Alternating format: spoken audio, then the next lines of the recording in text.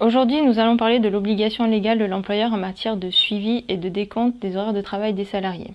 Quel que soit le statut du salarié, qu'il soit en horaire collectif ou en horaire individualisé, l'employeur a une obligation de suivi et de décompte des heures de travail qui va se matérialiser différemment selon qu'il soit justement en horaire individualisé ou en horaire collectif. Lorsque le salarié est en horaire individualisé, par exemple, l'employeur doit mettre en place un suivi journalier des horaires de travail de chaque salarié. Cette obligation de l'employeur, elle est importante pour plusieurs raisons. En matière de santé et de sécurité au travail, elle est importante parce que ça va permettre à l'employeur de quantifier la durée du travail de ses salariés sur la journée ou sur la semaine et donc de voir s'il dépasse ou non les durées maximales légales en matière de durée du travail. En matière de contentieux, elle est essentielle également. Pourquoi ?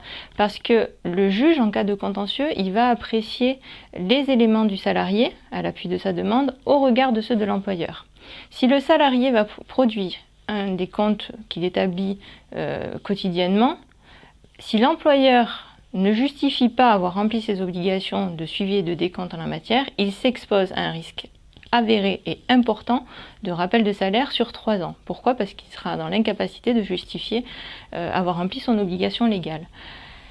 Et ça peut chiffrer très vite, puisque pour un salarié au SMIC en 2021, sur 3 ans de rappel de salaire, on est déjà à plus de 8 000 €.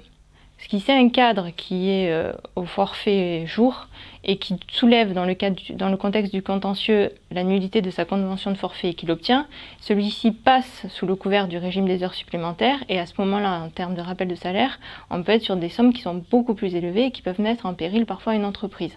Alors qu'il suffit, par des moyens simples, de mettre en place un suivi donc journalier des horaires de travail et de le proposer aux salariés, parce qu'il y a aussi cette facette-là qui n'est pas évidente à mettre en œuvre, par le dialogue, puisque le salarié ne doit pas se sentir surveillé. Si vous souhaitez plus d'explications, n'hésitez pas à me contacter.